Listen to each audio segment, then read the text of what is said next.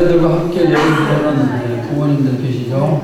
여러분 자녀를 향해서 너는 사랑받기 위해서 태어난 사람이다 하고 다시 한번 축복을 주세요.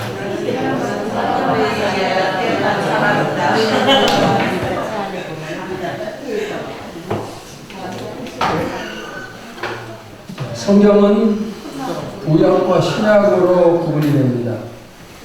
구약은 몇 권이죠? 구약 몇 권? 39권. 신약은 몇 권? 23권. 도합 66권. 성경 전체를 요약해서 한 단어로 얘기하면은 사랑입니다. 사랑이 성경 전체 요약인데 이 사랑은 하나님 사랑과 이웃 사랑으로 나눠집니다. 그러면은 하나님을 또 이웃을 어떻게 사랑해야 되는가? 그 실천 방법이 바로 뭐예요? 십계명입니다. 십계명은 제1계명에서 4계명까지는 하나님을 사랑하는 방법, 그 다음에 5계명에서 제10계명까지는 이웃을 사랑하는 방법, 이렇게 기록이 되어 있습니다. 제가 며칠 전에 이런 글을 읽었어요. 어느 교회 목사님이 자기 교회에 나오는 중학생과의 대화를 하는 그런 내용인데, 이 목사님이 학생에게 요즘 잘 지내니? 하고 물었어요. 학생이 대답하기를 저는 이번 생은 틀렸어요. 중학생이 이렇게 대답해요. 그래서 이 아이에게 목사님은 언젠가 책에서 읽었던 이야기를 해줍니다. 꽃은 봄에만 피는 것이 아니란다. 여름에 피는 꽃도 있고 가을에 피는 꽃도 있고 겨울에 피는 꽃도 있단다. 그러니 지금 당장 꽃이 필 것 같지 않다고 포기해서는 안 된다. 꽃이 꼭 봄에 필 필요는 없지 않니? 좀 늦으면 어때? 어른들이 정한 시간표대로 살 필요는 없어. 네 인생을 네가 할 수 있는 만큼 차근차근 준비하면 돼. 네가 포기하지 않으면 반드시 꽃이 필 거야. 여러분도 이 사실을 꼭 기억을 하시기 바랍니다. 누구는 좀 일찍 꽃이 피고 누구는 늦게 피고, 그러나 늦게 꽃이 피었다고 해서 그 인생이 실패한 인생은 아닙니다. 목사님이 아이에게 또 질문을 던집니다. 너는 왜 소중하니? 네가 왜 소중할까? 세계 인구 82억 명이 넘는 이 사람들 중에 너는 한 사람일 뿐이다. 하루에도 수많은 사람이 태어나고 수많은 사람이 죽는데 그 많은 사람들 중에 한 사람일 뿐인데 너는 왜 가치가 있을까? 한참을 고민하던 아이가 모르겠습니다. 대답을 해요. 목사님이 답을 줍니다. 유일무이하기 때문이다. 유일무이하기 때문이다. 이 말은 이 세상에 너라는 사람은 한 명뿐이다. 너와 똑같은 사람은 한 명도 없다. 네가 하나님께 드리는 예배는 누구도 대신할 수 없다. 네가 하나님을 사랑하는 그 사랑도 누가 대신해 줄 수 없다. 네가 비록 부족하고 허물이 커도 하나님을 향한 너의 사랑은 너만 가능해. 그래서 너는 하루하루를 소중하게 살아야 된다. 누구도 너를 대신할 수 없기 때문이다. 아이가 물었습니다. 그러면 내가 어떻게 살아야 됩니까? 목사님이 대답을 해요. 하나님이 기뻐하시는 것을 하면서 살면 된다. 그리고 하나님이 기뻐하시는 것은 십계명이다. 이렇게 말을 했어요. 이 글을 읽으면서 저도 깨달음이 많아졌어요. 우리 교회 안에 아이들이 참 많은데 누구는 꽃이 빨리 피고 누구는 좀 늦게 피는 것 같고, 그런데 누가 성공했는지 하나님만 아실 수가 있어요. 우리가 하나님을 사랑하게 되면은 하나님이 기뻐하시는 것을 하면서 살고 싶어지죠. 그리고 하나님이 기뻐하시는 것의 핵심은 십계명이에요. 여러분이 하나님을 사랑한다고 고백할 수 있습니까? 그렇다면 십계명을 잘 지키시기 바랍니다. 그럴 때 하나님이 우리를 축복을 하십니다. 오늘 본문이 뭐라고 말씀을 했는가 하면은 나를 사랑하고 계명을 지키는 자에게는 천대까지 은혜를 베푼다. 이렇게 말씀했어요. 이번에 살피는 십계명을 통해서 여러분 모두 다 천대까지 복을 누리는 축복을 받으시기를 축원합니다. 아멘. 지난 시간에는 나 외에는 다른 신들을 너에게 두지 말라 제1계명을 살폈습니다. 1계명은 오직 하나님만이 진짜 신이고 나머지는 전부 다 가짜 신이라는 그런 뜻입니다. 그런데 지금도 우리가 살고 있는 이 땅에는 수많은 신들이 있습니다. 그리고 수많은 사람들이 그 신들을 섬기고 있어요. 그런데 그들이 섬기는 신은 전부 다 뭡니까? 가짜. 신이 아니에요. 가짜입니다. 우리는 복을 아주 많이 받은 사람이에요. 왜냐하면 정말 진짜 한 분뿐이시고 진짜 하나님이신 분을 우리가 믿고 있어요. 만약에 여러분이 지금 이 하나님을 믿고 있지 않다면 전부 다 다른 신을 섬기겠죠.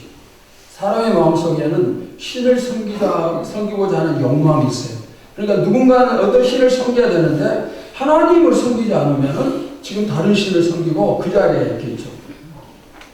여러분, 만약 내가 그렇다면 생각만 해도 너무너무 아찔하지 않습니까? 그런데 지금 우리는 이렇게 하나님을 섬기고 있어요. 이 모든 것이 하나님의 은혜임을 믿습니다. 앞으로도 우리는 당연히 하나님만 섬길 거예요. 그런데 아직도 부족함이 많아요. 하나님보다 더 사랑하는 것이 있고 하나님보다 더 귀한 것이 있고 하나님보다 더 좋아하는 것, 하나님보다 더 소중히 여기는 것들이 우리에게 많이 있어요. 이제 이런 것들이 역전이 되기를 바라고 오직 하나님만 신실하게 섬기는 우리의 믿음이 되기를 축원합니다. 오늘 살필 제2계명은 우상 숭배에 대한 내용이에요. 이스라엘 백성에게 왜 우상을 숭배하지 말라고 하셨을까요? 제2계명을 이해하기 위해서는 그 당시 그 지역의 문화 숭배, 우상 숭배 이런 것을 살펴볼 필요가 있어요. 당시 그 지역의 문화는 신을 만들어요.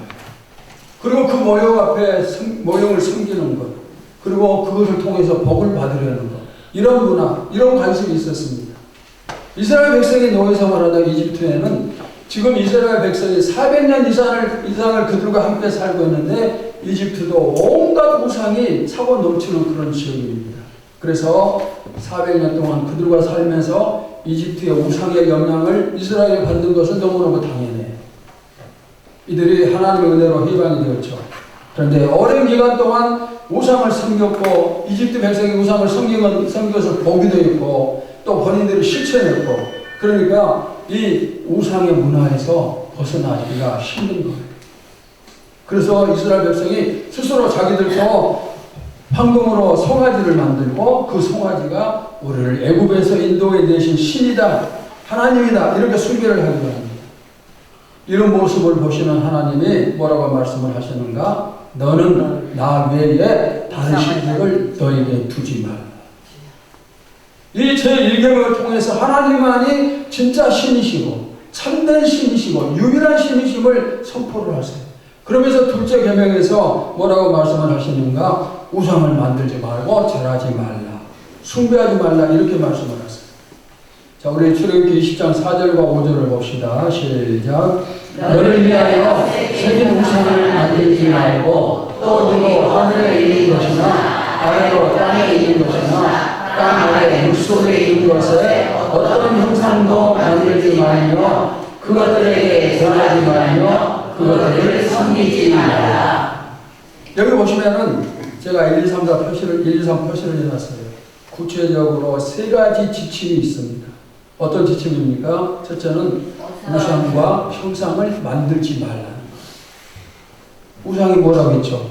지난 시간에 우리 그 부분에 설명을 들었는데 다른 신을 섬기는 것을 우상 숭배라고 합니다. 그러면은 우리는 하나님을 섬기기 때문에 우리는 우상 숭배와는 상관이 없는 그런 사람이 아닌가? 물론 맞아요. 우리가 절에 가서 뭐 절을 하고 그 다음에 점집에 가서 점을 보고 무당을 찾아가 구슬을 하고 또 신천지나 통일교나 이런 데 찾아가서 예배 드리고 그렇게 하지 않아요. 하지만 다른 신, 다른 종교를 가지지 않았다고 해서 나에게 우상이 없는 건 아니에요. 믿는 사람이 가지고 있는 우상은 따로 있습니다. 내 마음속에 하나님보다 더 신뢰하는 것이 있다면 그게 우상이에요. 내 마음속에 하나님보다 더 귀한 것이 있다? 그것이 우상이에요. 내가 더 사랑하는 것이 있다? 그게 우상입니다. 우리가 하나님을 섬기면서도 얼마든지 다른 우상을 섬길 수가 있어요. 만들 수가 있어요. 특별히 요즘 사람들에게 가장 많은 우상은 두 가지인 것 같아요. 첫째는 뭘까요? 첫째는 돈이 우상이에요. 내가 하나님을 분명히 섬기지만은 그러면서 돈은 하나님보다 더 좋아요. 돈을 너무 사랑한 나머지 우리의 기도 제목도 하나님 축복을 주시옵소서가 대부분이에요. 두 번째는 건강이 우상이에요. 건강을 위해서 운동에 많은 시간을 투자를 하고 건강에 좋은 음식을 골라 먹고 건강을 위해서 병원과 약을 달고 살고 있고 건강을 위해서라면은 또 돈을 제한 없이 투자를 하고 어쩌면은 건강이 첫째이고 돈이 둘째인지도 몰라요. 근데 이것만 있는 건 아니죠. 이 두 가지에도 많은 우상이 있어요. 학생들에게는 공부가 우상일 수 있고 그리고 또 젊은 사람들에게는 외모가 우상일 수 있어요. 또 누군가에게는 쾌락이 우상이고 또 자식이 우상이고 바울은 탐하는 마음, 탐심이 우상이라 했어요. 하나님은 너희가 이런 우상을 만들지 말라고 하십니다. 지금 내 마음에 이런 우상이 있을 수가 있습니다. 이제 십계명을 살피면서 우상에 대한 바른 자세를 우리가 갖추고 그리고 모든 우상을 전부 다 물리칠 수 있기를 바랍니다. 아멘. 우리가 다짐하고 예를 쓰다면은 승리의 때가 옴을 믿습니다. 아멘. 그러면서 앞으로는 어떤 우상도 만들지 말아요. 우상과 더불어 형상도 만들지 말라고 하십니다. 형상이 무엇입니까? 어떤 모형을 만들어 놓고 그것이 신이라고 섬기는 것이 바로 형상이에요. 천주교에 가면은 입구에 마리아상이 있습니다. 천주교인들은 성당에 들어가면서 먼저 마리아에게 경배를 해요. 그것이 바로 형상입니다. 구약에 보면 많은 신의 형상이 나타납니다. 심지어 이스라엘조차도 금으로 황소를 소를 만들고 그리고 그것이 하나님이다. 이렇게 생각을 하죠. 어떤 사람은 성경책이 형상일 수 있어요. 그런 걸 가끔 하죠. 전쟁터에서 성경을 주머니에 넣고 다니면은 총알이 피해 다닌다. 나를 보호해 줄 것이다. 이렇게 생각하면은 성경책이 형상이 돼요. 그러나 예배를 드리기 위해서 성경을 들고 다니는 것은 형상이 아니에요. 성전 안에도 형상이 있을 수가 있어요. 우리 교회 가운데 십자가가 달려 있습니다. 십자가를 볼 때마다 하나님의 사랑을 생각하면서 예수님이 나에게 죽으신 십자가니 이제 나도 주님을 더 사랑해야 되겠다. 이렇게 다짐하는 것은 형상이 아니에요. 그러나 십자가에 신비한 능력이 있다고 생각하고 십자가를 하나님처럼 대한다면 이 십자가는 뭐예요? 형상이에요. 앞에 달려있는 십자가는 사람이 나무로 만든 십자가예요. 그 이상 그 이하도 아닙니다. 이 십자가에 대단한 하나님의 능력이 숨어 있는 게 아니에요. 우리 여자분들 목걸이, 십자가 목걸이를 하고 다니는 그런 분들이 있습니다.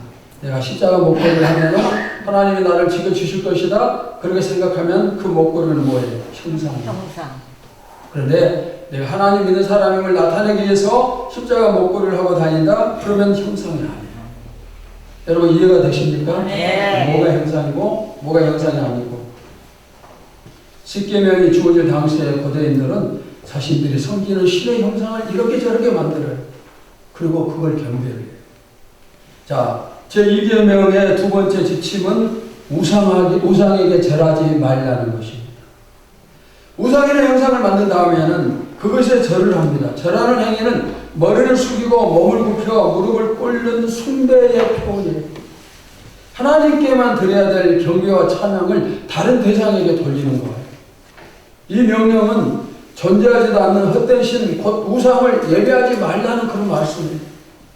제2계명은 오직 하나님만 예배 받으시기에 합당하신 분이시다. 이것을 가르쳐 줍니다. 우리가 왜 하나님께만 예배를 드려야 될까요? 가장 분명한 근거는 뭐죠? 제1계명이 가르쳐 준 것. 하나님만이 진짜 신이기 때문에. 하나님 외에는 신이 없어요. 다른 경배의 대상은 없습니다. 하나님만이 천지를 창조하셨습니다. 하나님만이 우리에게 구원을 주셨고 하나님만이 우리의 필요를 채워주시고 하나님만이 우리를 지켜주시고 하나님만이 우리를 인도하시는 거예요. 그래서 우리에게 유일한 경배와 찬양의 대상은 오직 하나님뿐이십니다. 여러분이 절에 가면은 커다란 불상이 있어요. 그것을 누가 만들었습니까? 사람이 만들었어요. 사람이 만들어 놓고 그걸 신이라고 경배를 합니다. 또 여러분이 어떤 모형을 하나 만들었다고 생각합시다. 큰 나무를 가지고 이렇게 저렇게 깎아내서 모형을 하나 만들고 거기다가 여러분이 스스로 절을 해요. 또 소원을 빕니다. 나를 천국으로 인도해달라고 기도를 합니다. 그게 신입니까? 거기에 생명이 있을까요? 천년만년 빌어봐야 아무 소용이 없어요. 성경에도 비슷한 일들이 많이 나오죠. 바빌론 제국의 느부갓네살 왕이 금으로 신상을 만들었어요. 신의 형상을 만들었습니다. 그리고 선포합니다. 이 형상이 우리의 신이다. 나팔 소리가 들리면 누구든지 이 신 앞에 절을 해야 된다. 만약 절하지 않으면 불 속에 던져 태워 죽일 것이다. 나팔을 울리니까 모든 사람이 절을 합니다. 절을 하면서 소원을 빌어요. 나에게 축복을 주세요. 내 병을 고쳐주세요. 아들을 낳게 해주세요. 좋은 직장에 취업시켜주세요. 또 사업의 길을 열어주세요. 결혼하게 해주세요. 빌고 또 빌지만 소원이 이루어질 수가 있을까? 이루어지지 않아요. 자기들이 만들어 놓고 그것을 신이라고 믿으면서 소원을 비는 모습이 우리가 봤을 때 얼마나 미련한 그런 신입니까? 어떤 사람은 지갑 속에 부적을 넣고 다닙니다. 그 부적이 나를 지켜주고 축복을 가져다 줄 것이다. 그런데 그 부적을 누가 만들었어요? 사람이 만들고 그걸 팔아서 돈을 버는 거예요. 그게 나를 지켜주는 신이 될 수가 없어요. 아무 효력이 없어요. 너무너무 미련한 짓거리. 그런데 이 미련한 짓거리에 동참하지 않는 사람들이 있어요. 다니엘의 세 친구 사드락과 메삭과 아벳느고입니다. 그들은 절하지 않으면 죽게 됩니다. 그럼에도 불구하고 절하지 않는데 절하지 않는 이유 두 가지가 있어요. 첫째는 이건 신이 아님을 알고 있어요. 이건 사람들이 만든 물건이지 신이 아니다. 그들이 아니까 절할 수가 없어요. 그 다음에 둘째는 십계명처 2계명처럼 우상 앞에 절하지 말라는 하나님의 명령을 알고 있습니다. 그러니까 그 명령을 어기면서 절을 할 수가 없는 거예요. 죽으면 죽을지언정 절하지 않겠다는 거예요. 하나님의 명령이기 때문에 그걸 어길 수가 없다는 것이에요. 여러분, 우리의 믿음도 이런 믿음을 닮아가기 바랍니다. 아멘. 조금하게 하면 닮아가요. 죽을지언정 하나님의 뜻이라면 하지 않겠습니다. 죽을지언정 하나님의 뜻이라면 순종하겠습니다. 이 자세, 이 마음은 너무너무 귀하고 너무너무 아름다운 믿음이에요. 우리 찬양할까요? 주님 뜻대로 살기로 했네. 주님 뜻대로 살기로 했네. 주님 뜻대로 살기로 했네. 주님 뜻대로 살기로 했네. 뒤돌아서지 않겠네. 누구의 뜻대로? 주님의 뜻대로. 우리 찬양 또 하나 더 합시다. 주님의 뜻을 이루소서. 고요한 중에 기다리니 진흙과 같은 날 믿으사 당신의 형상 만드소서. 한국 교회사에 있었던 부끄러운 사실 한 가지 말씀을 드리겠습니다. 우리 한국 교회가 우상을 숭배했던 적이 있어요. 물론 그때는 조선이라는 이름을 가지고 있었어요. 1938년 9월 9일은 한국 교회사에 있어서 씻을 수 없는 치욕의 날이에요. 이날은 조선 예수교 장로의 27회 총회가 평양에서 열렸습니다. 전국에서 총회 대의원 193명의 목사와 장로가 모였습니다. 그리고 그 자리에는 일본 형사 97명이 사복을 입고 그곳을 지킵니다. 신사참배를 유도하도록 하기 위해서 형사들이 겁을 주는 거예요. 결국 이 총회에서 신사참배를 결정을 했어요. 그리고 총회가 끝나자마자 총회장을 선두로 해서 노회장과 목사, 장로들이 줄을 서서 평양 신사를 찾아가서 참배를 했어요. 하나님을 믿는 교회의 지도자들, 영적 지도자들이 일본의 신에게 절을 하는 거예요. 우상을 숭배하지 말라. 우상에게 절하지 말라. 이 제2계명을 분명히 알고 있는 영적 지도자들이 가서 절을 한 거예요. 물론 많은 목사님들이 반대하며 순교의 길을 간 그런 분들도 있습니다. 하지만 그 사건은 우리 한국교회에 있어서 가장 수치스러운 사건이 역사에서 최고로 수치스러운 사건, 그리고 최초의 우상 숭배 사건이에요.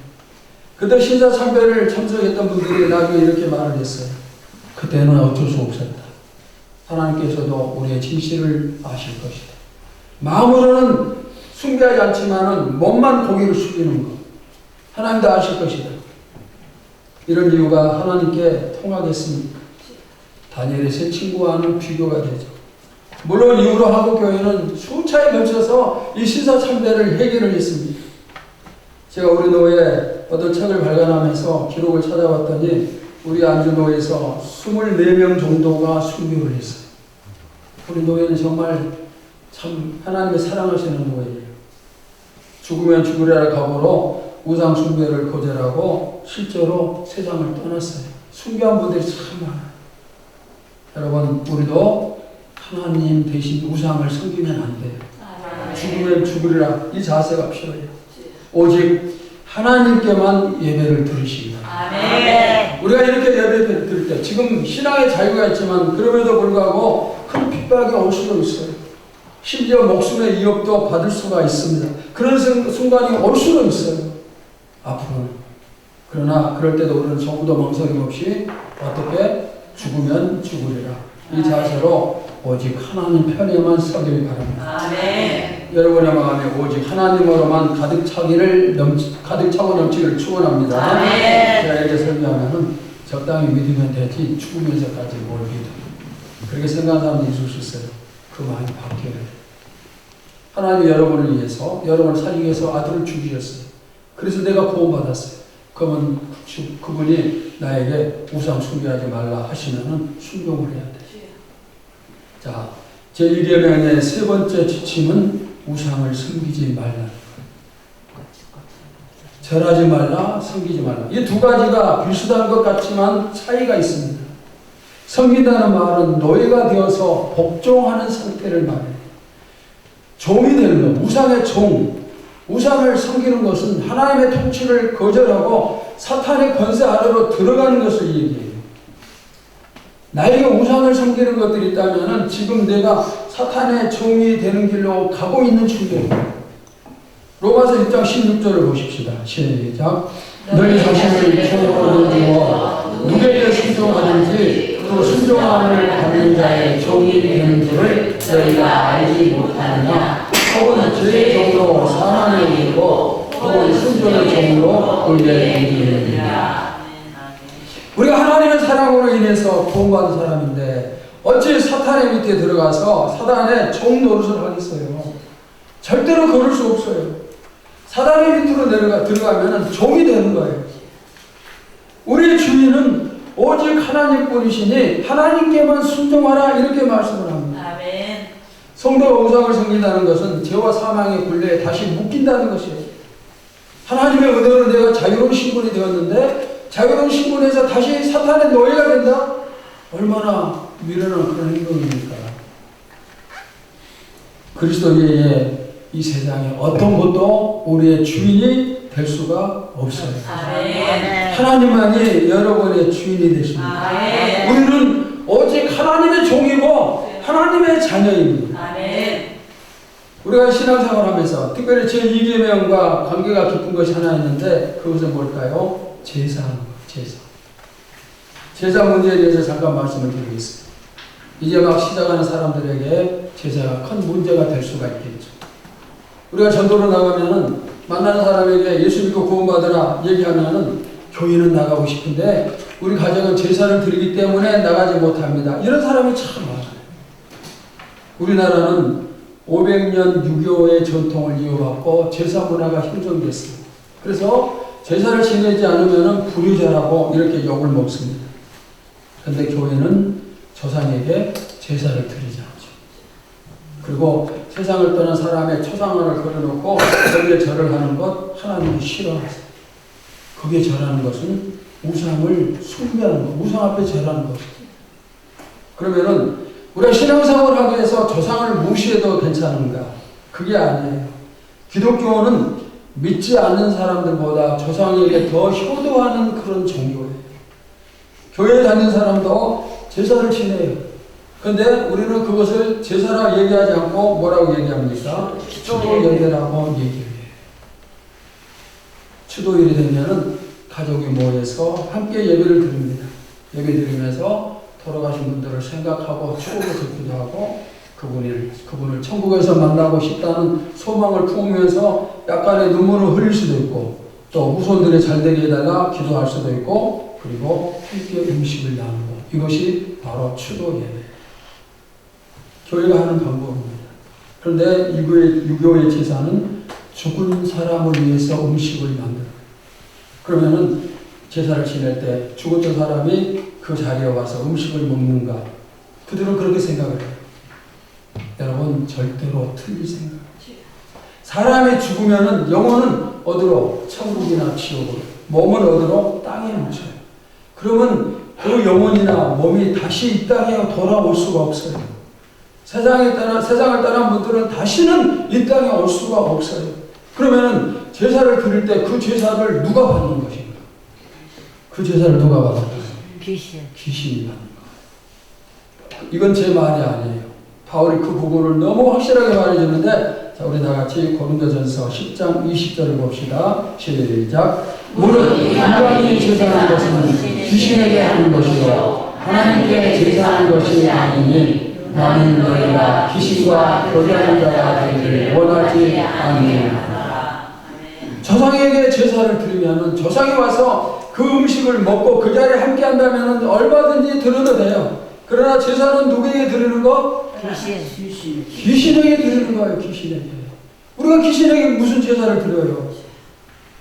제사를 지내는 것은 귀신을 섬기는 것이고 귀신에게 그것을 드리는 거예요. 그리고 이 귀신 뒤에는 귀신들의 왕인 사탄, 즉 마귀가 뒤에 자리 잡고 있어요. 우리가 하나님을 믿는 성도로서 하나님의 자녀로서 사탄을 섬길 수가 없어요. 여러분은 오직 하나님만 섬기시기 바랍니다. 하나님께만 전하고 하나님께만 예배를 드리면 돼요. 우리 가정은 대대로 지금 제사를 지내는 가정인데 그러면 내가 참석하지 않으면 안 되는데 어떻게 해야 될까? 그런 분들이 있다면 하나님께 도움을 요청하세요. 하나님의 말씀대로 내가 순종하고 싶은데 나를 도우세요. 그러면 하나님이 길을 열어주심을 믿습니다. 음식을 같이 만들고 절을 하자. 그런 방법도 있을 수가 있겠죠. 자, 그러면은 이렇게 하나님만 끝까지 섬긴 사람과 우상을 섬긴 사람들에게 어떤 일들이 생기는가? 먼저 우상을 섬긴 사람에서 그들에게 어떤 일이 생길까요? 출애굽기 20장 5절을 봅시다. 시작. 그들에게 전하지 말며 그들을 섬기지 말라. 나 내 하나님 여호와는 질투하는 하나님인즉 나를 미워하는 자의 죄를 갚되 아버지로부터 아들에게로 3,4대까지 이르게 하리라. 우리가 우상을 가까이 하고 우상을 사랑하면 하나님이 질투하십니다. 여러분도 질투 경험이 있을 거예요. 언제 질투를 합니까?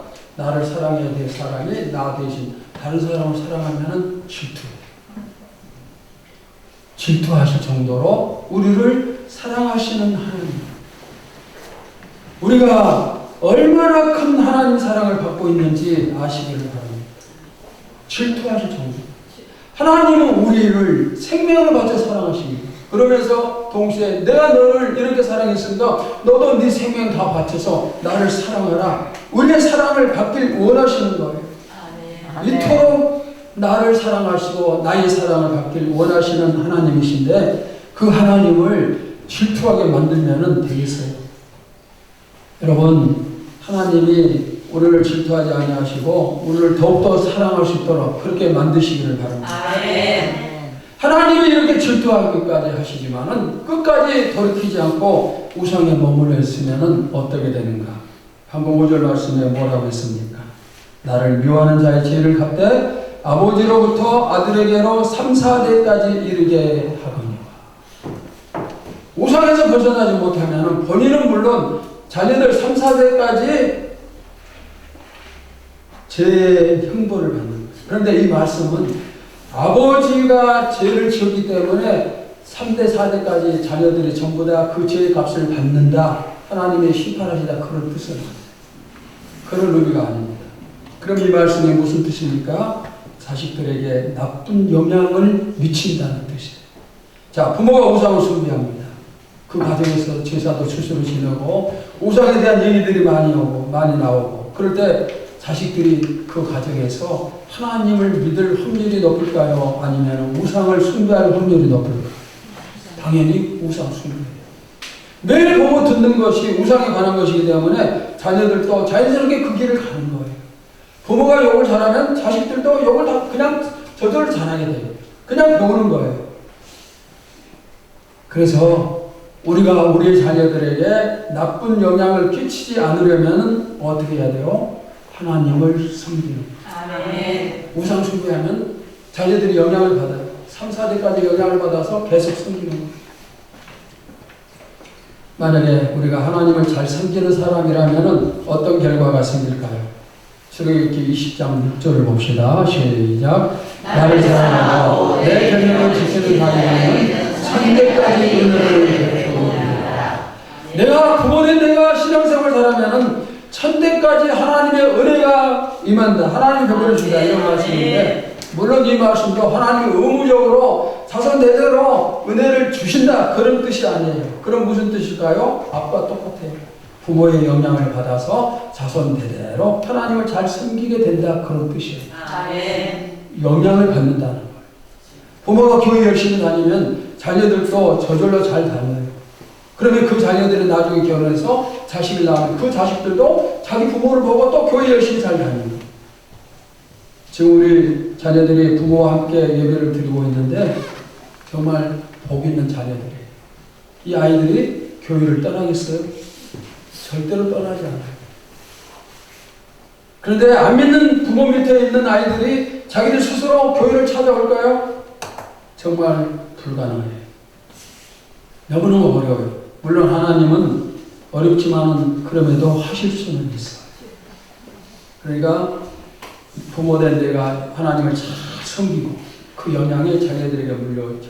자손 대대로 하나님의 은혜를 받고 여러분의 가정이 이런 가정이 되시기를 축원합니다. 아멘. 부모된 성도 여러분, 자녀들에게 믿음의 선물을 물려줄 수 있음에 대해서 진심으로 감사하시기를 바랍니다. 아멘. 자녀와 함께 예배 드릴 수 있는 은혜를 주심을 감사를 하시기 바랍니다. 아멘. 또 자녀들도 부모가 믿음 생활한 덕분에 내가 이렇게 같이 예배 드리고 있다.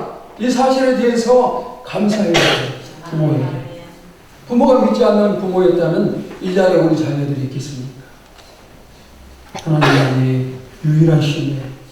그래서 하나님께만 예배를 드려야 됩니다. 이제까지 우상 숭배하지 않고 오로지 하나님만 잘 섬기기 위해서 최선을 다해 오신 것처럼 앞으로도 여러분이 하나님 사랑이 차고 넘치는 가정 만들어서 천대까지 복을 받는 그런 축복을 누리시기를 축원합니다. 아멘. 이 시간에 우리 잠깐 합심해서 기도하는데 기도 제목을 제가 주겠어요. 먼저 우리 가정이 하나님만 섬기게 하옵소서. 어떤 우상도 만들지 말게 하옵소서. 기도하고 두 번째는 자녀들과 함께 부모들은 자녀들의 손을 잡으세요.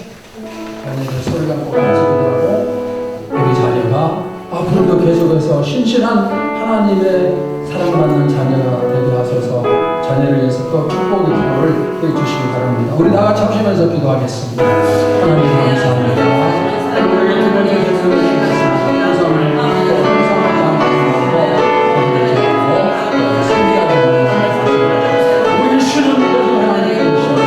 하나님만 섬기고 하나님께 경배하고 하나님께만 제일하고 하나님의 종이 되고 하나님의 백성이 될만 하게 된다 주시옵소서. 하나님의 사랑으로 우리가 이 축복을 누리고 있는데 다시 사랑의 눈에 넘어가서 우상을 섬기고 세상을 돌아가는 그런 일이 생기는 일이 있습니다.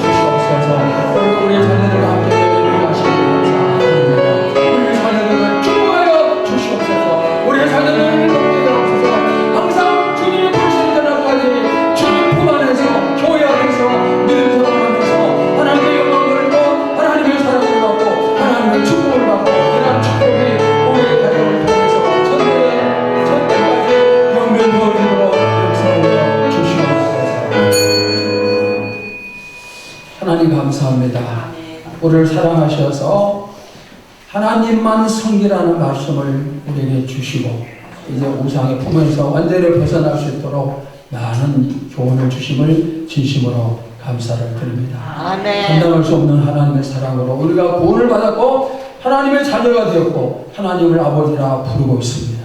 이 축복을 놓치지 않게 하여 주시옵소서. 또 함께 예배하는 우리 사랑하는 자녀들을 축복하시고 그들의 앞날을 믿음의 앞날이 되도록 지켜주시고 복되게 하여 주시옵소서. 살아계신 예수님의 이름으로 기도하옵나이다. 아멘.